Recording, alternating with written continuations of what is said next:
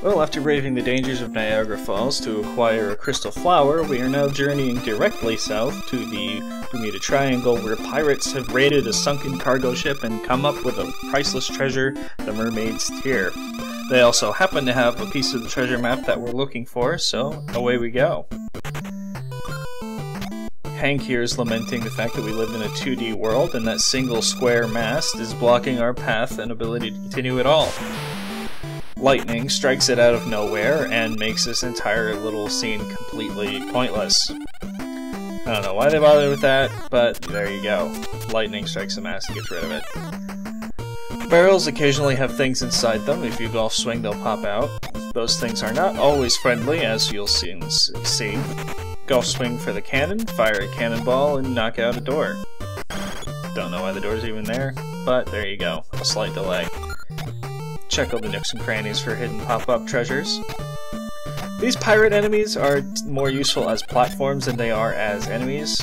If you get hit by one, you're probably not very good at video games at all. These levers are dastardly. You can only pull them, and they don't really do anything interesting other than move the conveyor belt one way or another. There's a rat in a barrel. I actually really hate the rats almost as much as I hate the moles. They just come out of nowhere, move so fast, there's not much you can do about them half the time. And here we're going to use our pirate friend to get up and kill this crab and get that chest. Another cannonball that delays our progression very slightly. I actually really like the crabs. I don't know why. The noise they make kind of makes me happy, and the way they move is just silly. Something about crabs. Wouldn't be able to break these concrete blocks without the power adapter from the last level, so I'm progressing in a smart way, go figure. Friggin' rats. And he respawns. Yeah, we're gonna drag this thing over here so we can get access to this big chest to get an extra life. Hooray for us. This is actually not where the treasure map is hidden. We'll get there soon, oh believe me. It's slightly more dastardly than the way it was hidden in Niagara Falls. Oddly enough, the earlier levels have just really arcane ways of getting to the treasure maps that involve hoping that you find the hidden paths. And the later levels hide their treasure chests behind, like, really hard platforming sections or legitimate puzzles. These birds are the most ineffectual enemies possible. They will not hit you with the shells they drop if you're not moving at all. They cannot hit a stationary target. Cannot. It's really bizarre. And here's where the treasure map is hidden. Behind not one, not two, but 3 completely invisible passageways, one of which is over the top of the level. They really hated children, apparently. I know you could walk on the top of the level in Mario, but even that wasn't really something you were supposed to do, so much as just a fun quirk. This is just mean. Sell subscriptions to Nintendo Power, I guess, but yikes. More hidden treasures. These little things are kinda cool.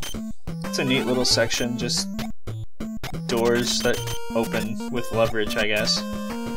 Counterweights and crabs.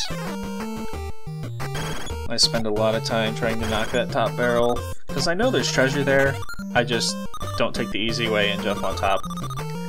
Again, bird can't hurt you. Better luck next time, man.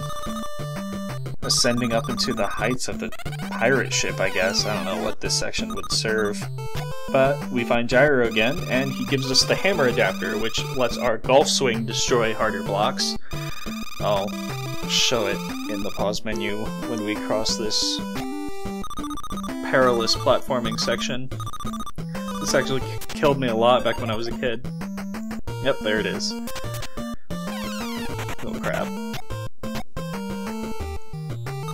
And we're basically at the end of the level now. We'll take a slight detour here to get some treasure.